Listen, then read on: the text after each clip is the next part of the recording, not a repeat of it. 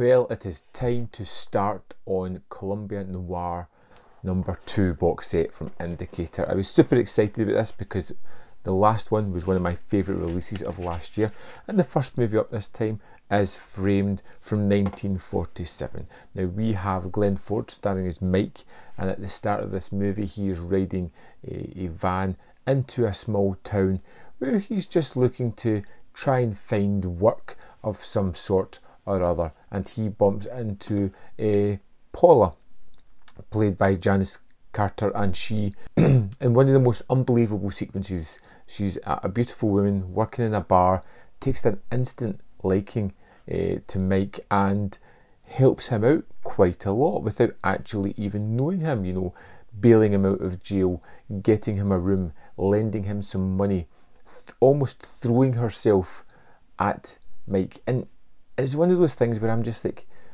this is a crazy part of these movies. These type of things never really happen. This just seems so out of the ordinary. It's just weird, but it's part of the story. You see, Paula has a boyfriend in the name of Steve, who happens to be a bank manager, and they're looking for a patsy, somebody who has the same kind of body image as Steve, whom they can kill and then blame a bank robbery on, where they can get away with their ill-gotten gains. And suddenly it all makes sense why she was being so nice, why she was giving him all the money and really trying to keep him away from almost everybody in town. And it becomes a mainstay of a plot between these three people as things get a little bit twisted and turned throughout the movie, and it does offer a lot of surprises, and it did start to take turns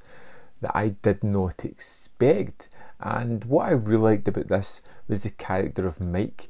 Now, he comes into this town, he's looking for work, he has a little bit of a chip on his shoulder. He never really buys into the fact that Paula wants him. You know, he's looking for an angle, he's always looking to understand what the hell's going on. He likes her, he does, but he's struggling to figure out why she's taken such an interest to him, considering that he has no job, no money, no prospects, nothing, but for some reason this woman's pretty much just throwing herself at him. When you get the character of Steve Price, the bank manager, he is a kind of lesser of the three characters, but one that's definitely more manipulative and driven by the plot of the story. He wants the money out of the bank, he has a plan to get to it, things have been put in motion, he's got everything sorted out to a T. Him and Paula know exactly what they're going to do to get this money and to frame Mike by murdering him, and making it look as if it's Steve's body. Now, I really loved I love the character that Glenn Ford plays Mike here. I found he was a really kind of interesting character, not one that was easy to attune to, because he does feel like he's got a chip in his shoulder a lot of the time. You know, he kind of resents the fact that Paul has bailed him out, that she's helping him. He feels almost as if he's not good enough in his own mind to really be in this world, almost, because he has to be taken care of throughout these situations, and he just does not like it. He's trying to get work, he's trying to get a honest salary to get himself some cash and get himself some good prospects, and that's what I really liked about this character. And Ford plays it with such great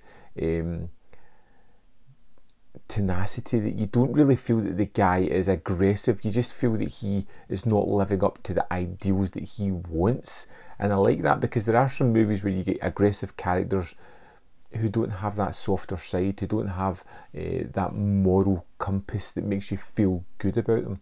I think Janice Carter is excellent as Paula as well. Her duality and the way she plays the femme-fatale in this one is expertly done, and she knows exactly what she's doing, and she has the real power in this movie, and she does some things that are really surprising throughout it. It has twists and it has turns and it has fun dialogue moments, and the direction is really good as well. And overall, I was really happy with the first movie on this set. Framed was great, I really enjoyed it, and I'm looking forward to checking out some of the other movies next. There's a little short on this, it's 25 minutes, called The Steps of Age, which is a dramatised documentary about growing old. Almost wasn't keen on it at all. A lot of these extras have been really fun that I've found so far. This one was a bit of a slog to get through, was really kind of uninteresting, and wasn't one that I really could attune myself to at all. Up in Daisy's Penthouse was the Three Stooges kind of short. It was nice, it was different locations, it ends up kind of funny, some really wacky stunts in this one, and it was generally just a chuckling good time with this. So next up we're going to move on to 711 Ocean Drive, and I will see you there for that. But I would love to know your thoughts on this movie. Let me know in the comment box below. I'll see you next time on Man v Film.